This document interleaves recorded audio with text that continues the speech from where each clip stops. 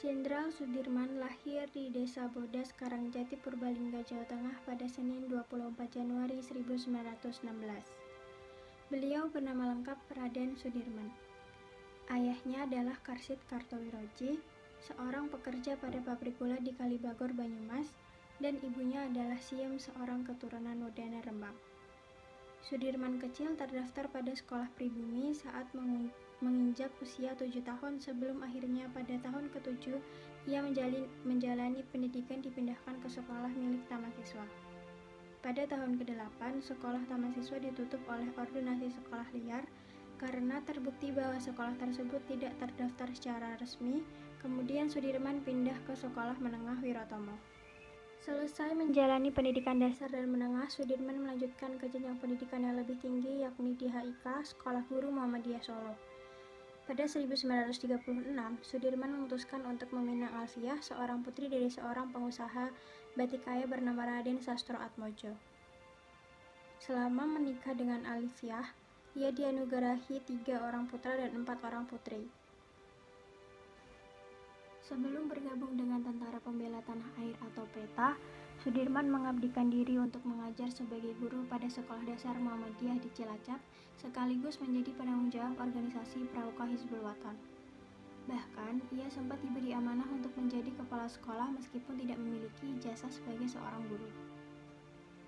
Sebelum bergabung dengan Tentara Pembela Tanah Air atau PETA, Sudirman mengabdikan diri untuk mengajar sebagai guru pada Sekolah Dasar Muhammadiyah di Cilacap, sekaligus menjadi penanggung jawab organisasi Pramuka Hizbul Wathan.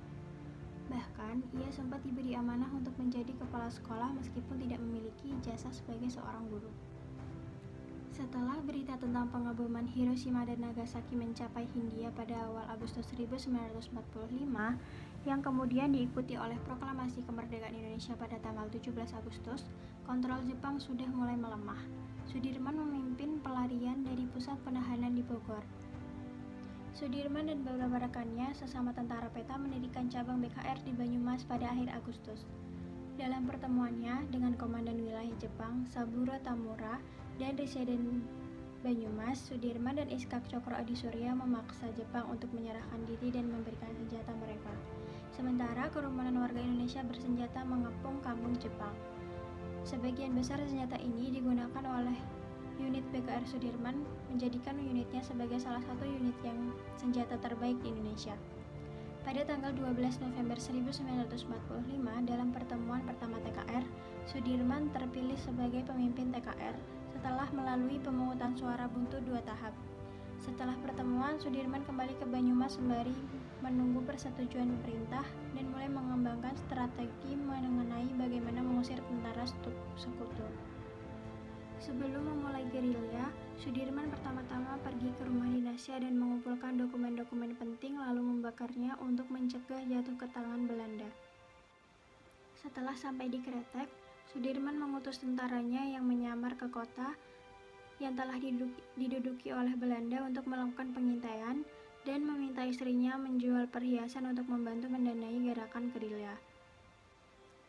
Serangan Belanda yang berkelanjutan menyebabkan Sudirman harus mengganti pakaiannya dan memberikan pakaian lamanya pada salah seorang prajuritnya, Letnan Heru Keser, yang memiliki kemiripan dengan Sudirman. Keser diperintahkan untuk menuju selatan bersama sekompi besar tentara mengganti pakaiannya dan diam-diam ke utara, sedangkan Sudirman menunggu di Karangnongko. Pengalihan ini berhasil pada 27 September. Sudirman dan anak buahnya bergerak menuju desa Jambu dan tiba pada 9 Januari 1949. Sudirman memerintahkan Hutagulung untuk mulai merencanakan serangan besar-besaran. Dengan prajurit TNI berseragam akan menyerang Belanda dan menunjukkan kekuatan mereka di depan wartawan asing dan tim investigasi PBB. Karena semakin meningkatnya tekanan dari PBB, maka pada 7 Mei 1949, Indonesia dan Belanda menggelar perundingan yang menghasilkan Perjanjian Romroyen. Perjanjian ini menyatakan bahwa Belanda harus menarik pasukannya dari Yogyakarta beserta poin-poin lainnya. Belanda mulai menarik pasukannya pada akhir Juni dan para pemimpin Indonesia di pengasingan kembali ke Yogyakarta pada awal Juli. Soekarno lalu memerintahkan Sudirman untuk kembali ke Yogyakarta, tetapi Sudirman menolak untuk membiarkan Belanda menarik diri tanpa perlawanan. Pada awal Agustus, Sudirman mendekati Soekarno dan memintanya untuk melanjutkan perang gerilya. Sudirman tidak percaya bahwa Belanda akan mematuhi perjanjian Rob-Royen, belajar dari kegagalan perjanjian sebelumnya. Man terus berjuang melawan TBC dengan melakukan pemeriksaan di Panti Rapih. Akibat penyakitnya ini, Sudirman jarang tampil di depan publik. Ia dipindahkan ke sebuah rumah di Magelang pada bulan Desember.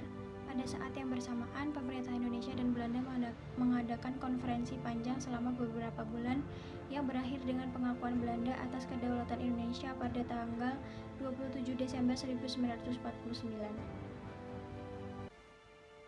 Meskipun sedang sakit, Sudirman saat itu juga diangkat sebagai Panglima Besar TNI di negara baru bernama Republik Indonesia Serikat. Pada 28 Desember, Jakarta kembali dijadikan sebagai ibu kota negara. Sudirman wafat di Magelang pada pukul 18.30 pada tanggal 29 Januari 1950. Jenazah Sudirman disemayamkan di Masjid Gede Kauman pada sore hari yang dihadiri oleh sejumlah elit militer. Sudirman wafat di Magelang pada pukul 18.30 malam pada tanggal 29 Januari 1950. Jenazah Sudirman disemayamkan di Masjid Gede Kauman pada sore hari yang dihadiri oleh sejumlah elit militer dan politik Indonesia maupun asing. Jenazah Sudirman kemudian dibawa ke Taman Makam Pahlawan dengan berjalan kaki sementara kerumunan pelayat sepanjang 2 km mengiringi di belakangnya. Pemerintahan pusat memerintahkan pengibaran bendera setengah tiang sebagai tanda bergabung di seluruh negeri dan Sudirman dipromosikan sebagai jenderal penuh.